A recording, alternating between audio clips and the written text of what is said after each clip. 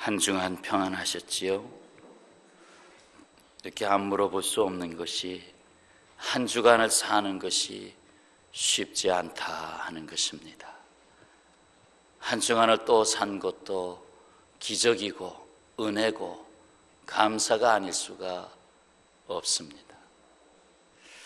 인간은 이 세상에 태어나는 순간부터 고통과 죽음으로부터 자유로울 수 없습니다.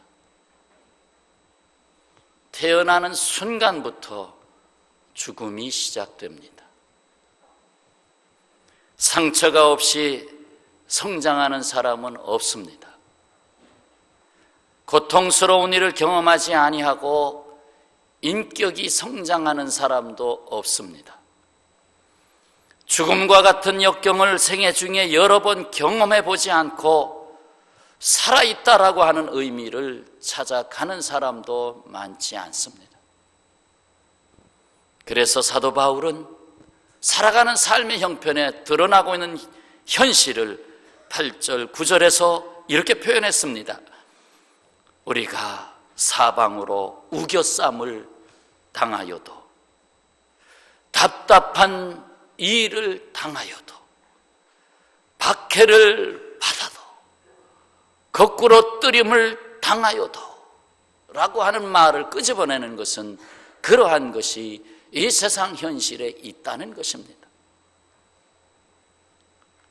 그렇습니다. 이 세상은 죄와 사망의 고통으로 범람하고 있습니다. 하나님이 그 누구보다도 원하시는 것이 있습니다. 그 무엇보다도 원하시는 것이 있습니다. 그것은 다름 아닌 하나님이 지으신 인간, 그 인간을 죄와 사망의 고통에서 건져내어서 사망의 삶으로 옮겨놓는 것입니다.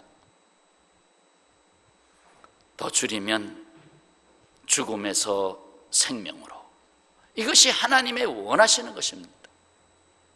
그런데 이 세상은 생명에서 죽음으로 가고 있습니다.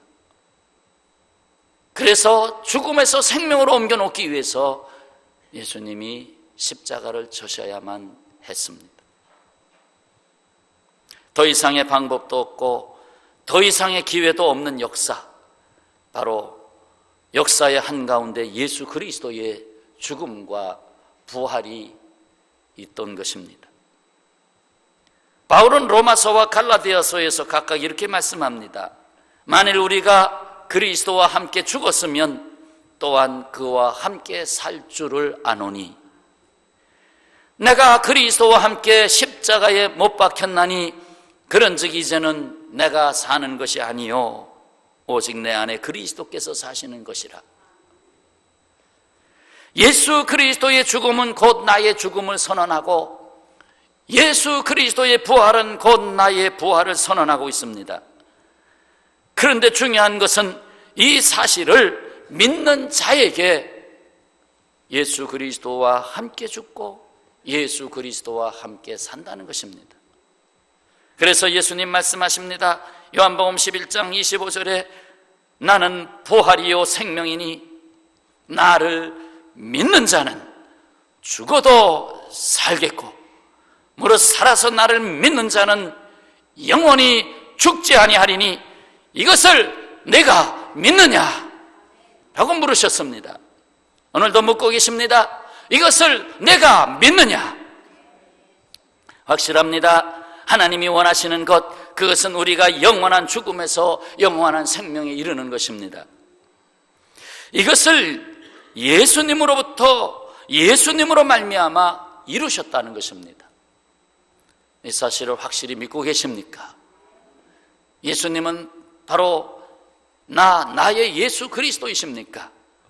그렇다면 정말 예수님으로 말미암아 내가 죽고 내가 다시 살았다라고 하는 사실을 믿으신다면 이 질문에 답해 보시죠. 그러면 예수님이 우리의 고통을 다 지셨고 우리의 사망을 다 지고 가셨으면 이제는 우리에게 더 이상 고통도 없고 더 이상 죽음의 그런 위협도 없어야 되잖아요. 정말 그렇습니까? 만사 형통하고 죽음도 고난도 없으십니까? 대답할 수 있겠습니까? 만사 형통할 수 있겠습니까?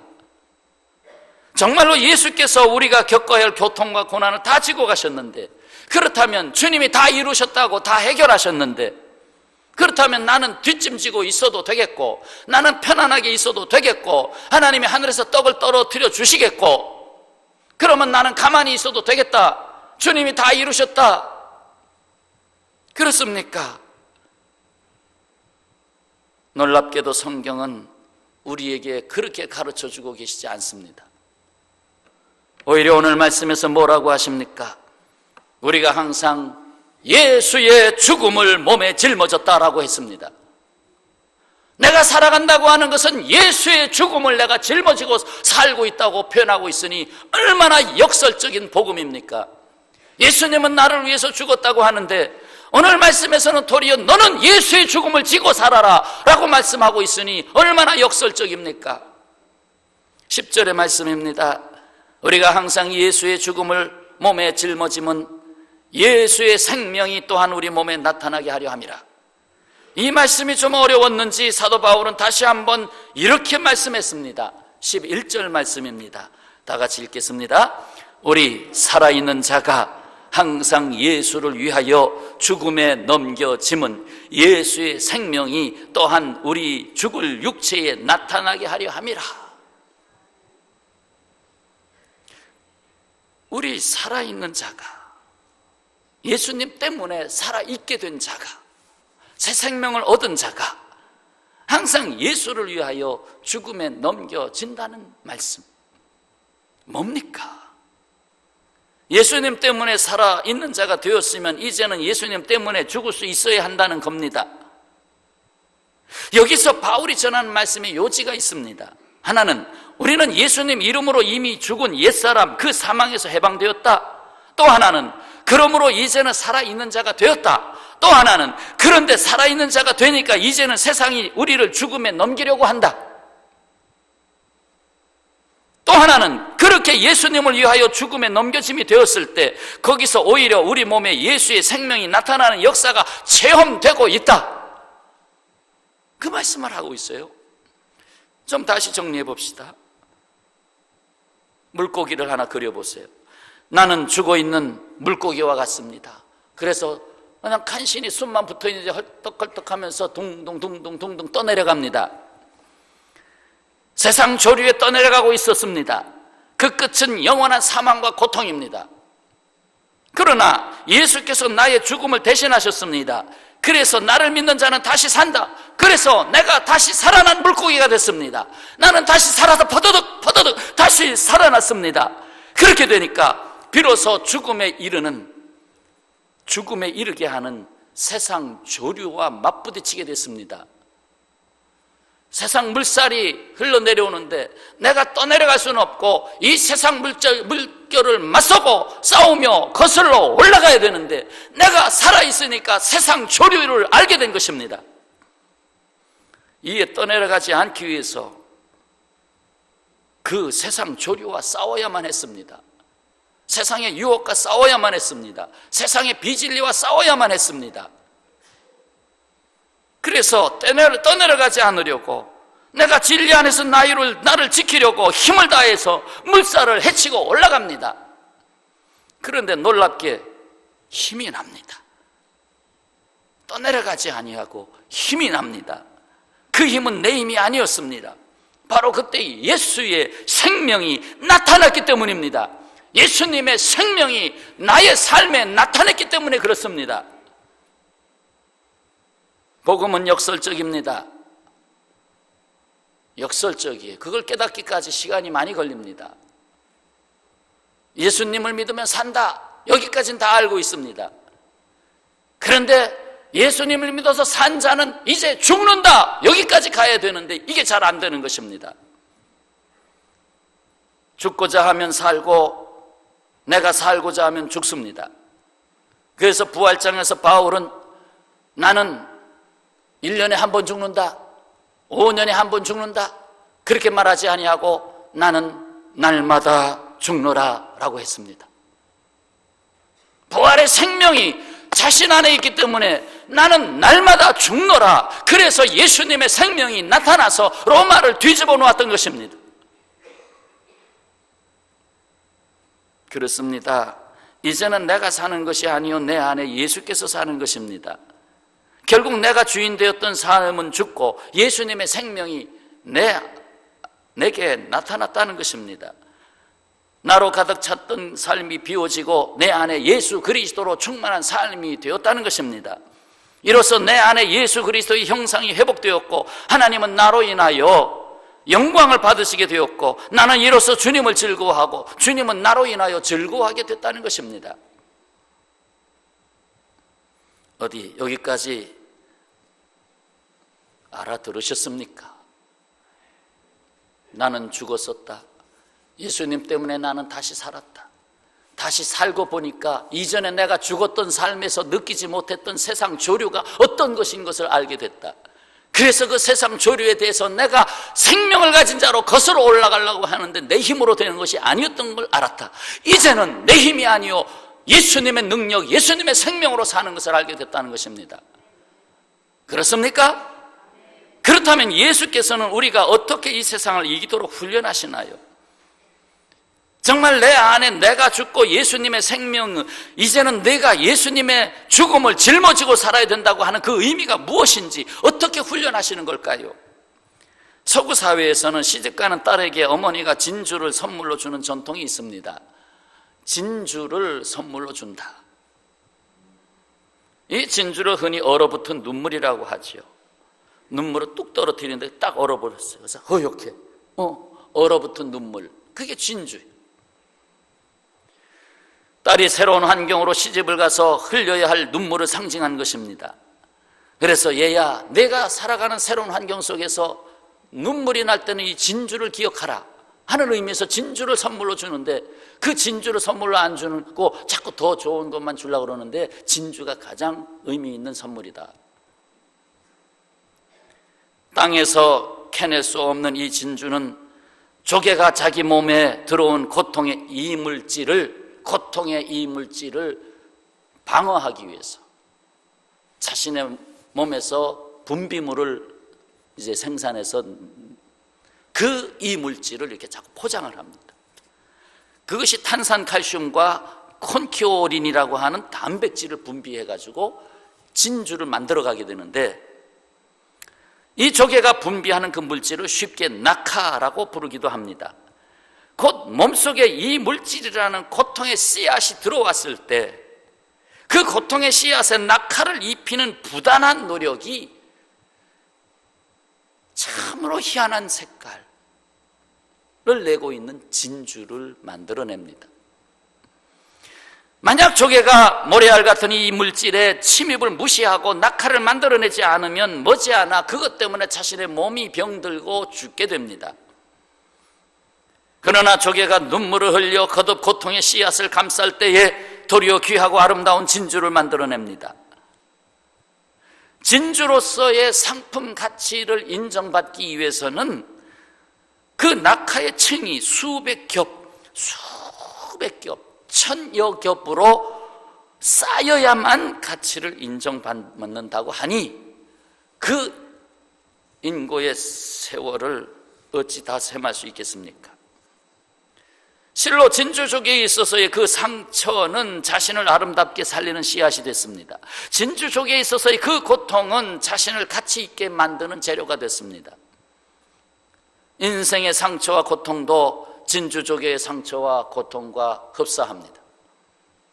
나에게 상처가 있음을 알게 되고 고통과 고난이 있음을 알게 된 것은 나에게 진주를 만들어낼 재료가 주어져 있다는 것을, 내게 들어온 그 고통의 씨앗을 감쌀 수 있는 것이 내 안에서 분비되고 있다는 것을 비로소 알게 하시는 것입니다.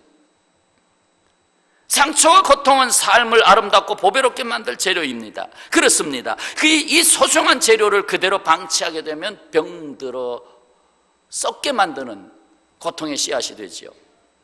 그러나 이 소중한 재료에 예수 그리스도의 십자가의 사랑과 인내와 용서라고 하는 락화를 입히게 되면 진주와 같은 새로운 가치를 만들어냅니다. 은은한 빛깔의 진주를 바라보고 있으면서 그러면 진주 이렇게 특히나 해외여행 가면 진주 파는데 한 곳이 이렇게 들려서 그런 코스들이 있어요. 이렇게 진주들 보시잖아. 진주들 볼 때에 이게 제일 이쁘다. 이게 제일 모양이 제일 좋다. 그거 많이 생각하시죠? 그러나 오늘 말씀 듣고는 생각이 달라질 겁니다. 그 은은한 빛깔의 진주를 바라보면서 그것을 품고 있던 그 이물질을 품고 그것을 감싸면서 분비물을 매서 진주를 만든 그 진주를 보면서 조개의 그 고통을 인내한 것을 생각지 않는다면 그 진주의 가치를 제대로 보지 못한다는 것입니다. 더군다나 진주를 몸에 지니고 있으면서 내 자신이 그 사랑과 인내를 품지 않는다면 그 진주의 가치보다 못한 인생이 아닐 수가 없습니다. 더욱이 그 고상하고 아름다운 진주 안에는 여전히 그 조개를 고통스럽게 하였던 이물질이 들어있다는 사실입니다. 마치 우리 죄를 예수께서 사랑의 피로 덮으신 것과 같지 않습니까? 내 안에는 여전히 이물질이 있는데, 내 안에는 여전히 고집스러운 이물질이 있고, 내 안엔 내가 알지 못하는 혈기가 여전히 잡초처럼 자라나고 있는데, 그러나 그것을 예수님의 사랑과 인내로 감싸고 있다 이 말입니다. 사도 바울은 우리가 이 보배를 질그릇에 가졌다고 하였습니다. 이는 심히 큰 능력이 내게 있지 아니하고 하나님께 있음을 알게 함이라 하였습니다. 그래서 오늘 7절 말씀을 같이 좀 봉독하십시다. 7절, 우리가 이 보배를 질그릇에 가졌으니 이는 심히 큰 능력은 하나님께 있고 우리에게 있지 아니함을 알게 하려 함이라. 이 말씀을 진주와 견주어 보면서 생각해 보았습니다. 나는 모래알갱이로 지음받은 질그릇이구나. 그런데 나를 보배가 되시는 예수께서 보혈의 피로 수백 겹, 수천 겹을 싸셨구나. 그렇구나. 내가 입은 옷은 예수 그리스도의 사랑과 인내의 옷이구나. 그래서 나는 하나님의 보배, 하나님의 보석이 되었구나. 하나님 감사합니다. 주께서 내 삶의 고통이라는 이물질에 그리스도의 인내, 그 낙하를 입혀주심으로 거듭난 인간이라는 진주가 되게 하셨구나. 그렇습니다. 우리가 온전할 수 없는 이 죄와 사망이 있는 세상에 살고 있는 동안에는 삶의 고통이라고 하는 쓴 약을 버릴 수는 없습니다. 쓴 약을 버릴 수 없습니다. 세상을 살아가면서 우리는 하루에도 몇 번씩 수많은 삶의 거친 돌들을 만납니다. 그때마다 그 돌들을 대하는 마음의 가짐에 따라서 결과가 달라집니다. 어떤 사람은 이 돌이 나를 걸려 넘어지게 해? 그래서 걸림돌, 또 걸림돌이구나. 아이고, 저 사람이 나의 또 걸림돌이구나. 아이고, 저 상관만 없으면 되는데 저 사람이 나의 걸림돌이구나. 또 어떤 사람은 디딤돌이라고 생각합니다. 내가 지금 여기에 머물고 있는데 저 돌이 내 앞에 있으므로 저 돌을 내가 밟고 넘어가는 새로운 세계가 있지 않겠느냐. 디딤돌로 생각하는 사람이 있습니다. 삶에서 오는 모든 장애를 불평과 원망의 눈으로 보는 것과 그것을 발판으로 재기와 도전의 발판으로 삼는 것과는 분명 큰 차이가 있는 것입니다. 세상에서도 흔히 실패는 성공의 어머니라고 하는데 그렇지 않아요. 성경에서는 그 말을 바꿔서 고난은 영광의 어머니입니다. 고난은 영광의 어머니예요. 고통에는 두 가지가 있습니다. 하나는 터널 고통이고 또 하나는 동굴 고통입니다. 여러분, 자동차를 타고 가다 긴 터널을 지나가면 아이고 이제 죽었구나 그렇게 생각합니까? 아무리 길어도 이 터널은 이제 끝이 난다라고 생각합니다. 곧 밝음이 온다고 생각합니다.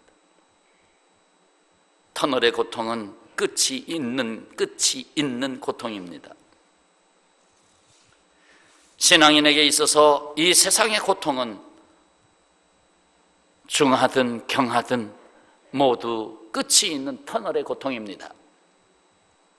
이 생에서 우리가 겪는 고통이 아무리 크게 느껴진다 하더라도 하나님을 바라보고 의지하는 믿음으로 잘 견뎌 나가는 사람은 이 고통과는 비교가 되지 아니하는 지극히 크고 영원한 영광을 맞이하게 됩니다. 그건 하나님의 약속입니다. 내가 너에게 이 세상 살아가는 동안에 예수 그리스도의 죽음이라고 하는 그 고난을 짊어지지 않고 나가게 되면 너는 예수님의 생명에 담아주신 영광을 맛보지 못할 것이다 라는 것입니다.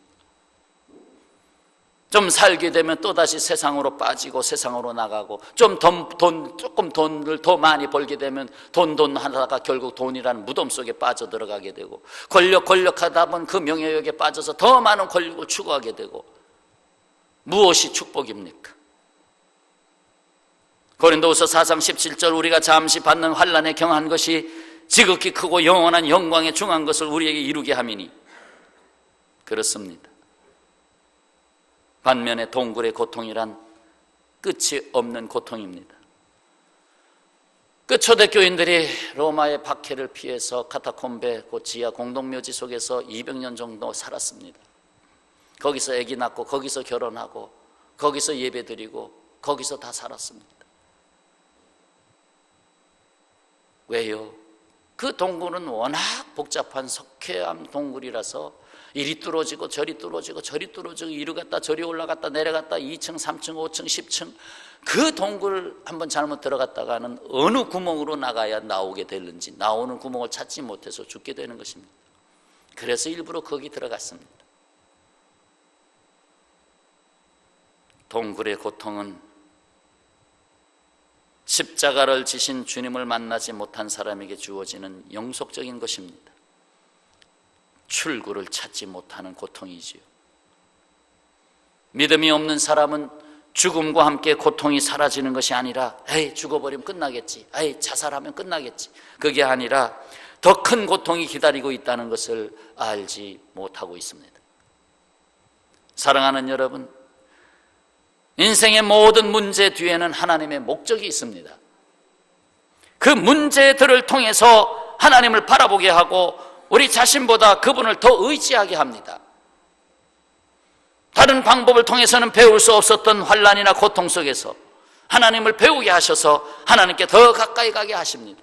심지어는 내가 가장 사랑하는 일을 하나님이 데려가심으로 인해서 죽음이라고 하는 것을 간접적인 경험을 통해서 겪게 하심으로 생명의 주님을 만나게 하십니다. 그래서 저는 장례식장이 가장 전도의 장으로는 최고의 장이라고 생각하고 장례식에 갈 때마다 전도하러 나갑니다.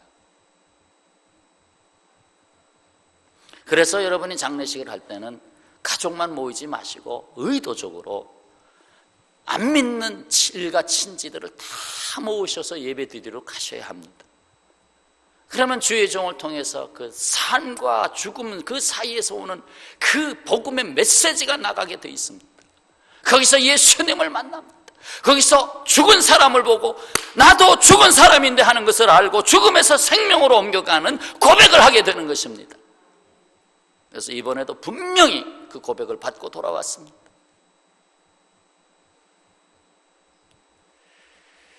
우리의 미련함을 아시는 하나님께서는 주님을 의지하지 아니하고 찾지 않고 있는 사랑하는 자녀들, 하나님이 택하시고 부르시는 자녀들에게 때로 환난과 고통을 주십니다.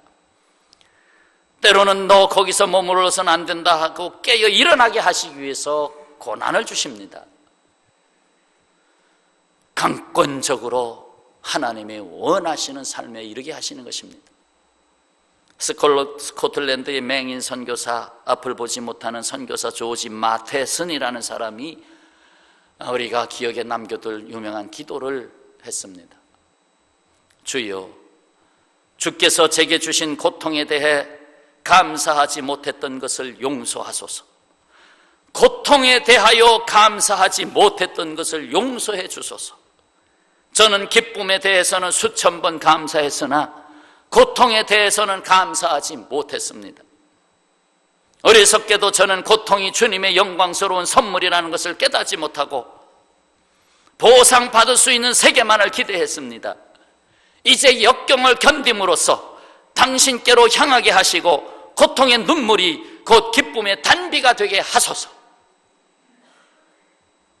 여러분, 하나님은 강력한 사랑으로 이것을 원하십니다.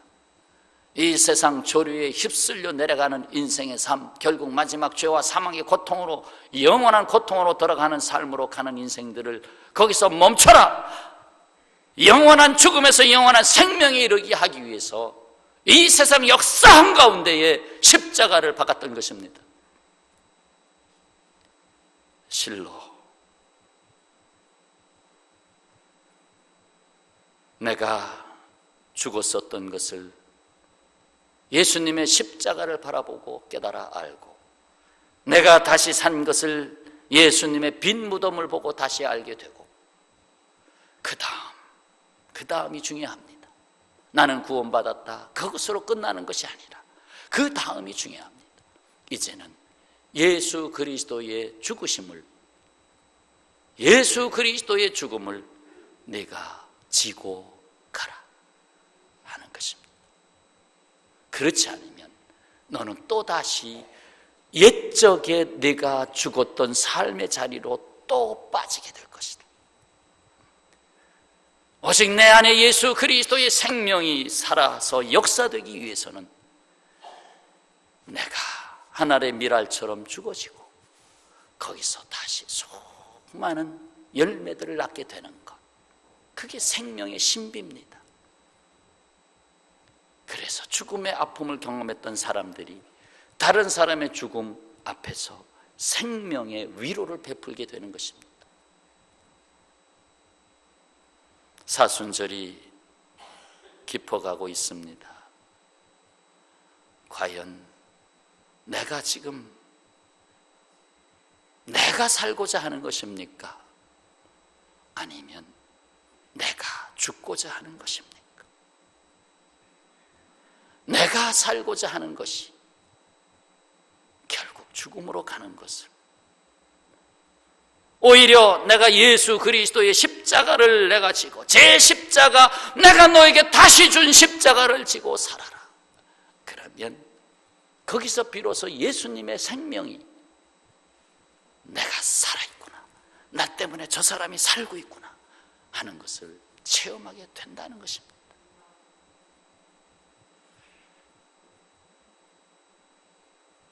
눈을 잠깐 감으시기 바랍니다.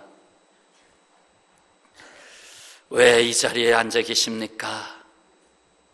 왜 예배자로 앉아 계십니까? 무엇을 구하고 계십니까? 내게 다가온 문제가 나를 어떻게 깨우고 있다고 생각하십니까? 내게 엄습한 무거운 짐들이 나를 지금 무엇이 되라고, 그 거친 돌들이 내 앞에 있다고 생각하십니까? 다시금 주님 안에서 거듭난 생명이, 예수님의 십자가, 예수님이 가신 그 죽음을 내가 다시 지고 나갈 때 오히려 예수님의 생명이 체험되는 것을 때에 다시 찾아야 할 줄로 믿습니다. 아버지 하나님, 오늘 여기 주님의 피로 거듭 싸시고 싸셔서 우리의 못난 자아를 진주처럼 만드시고, 오히려 그 진주가 이 세상의 많은 사람들에게 예수 그리스도의 사랑과 인내를 깨우쳐 알게 하시고, 이제는 내 안에 이와 같이 예수님의 생명이 꿈틀거리고 있는 것을 내가 죽고자 할 때, 나는 날마다 죽노라 하는 삶의 자리에 있을 때 오히려 살아나는 것을, 오히려 증거되는 것을 보게 하여 주시옵소서. 예수님의 이름으로 기도하옵나이다. 아멘. 내 주 되신 주를 참 사랑하고 곧 그에게 죄를 다 고하리라. 큰 은혜를 주신 내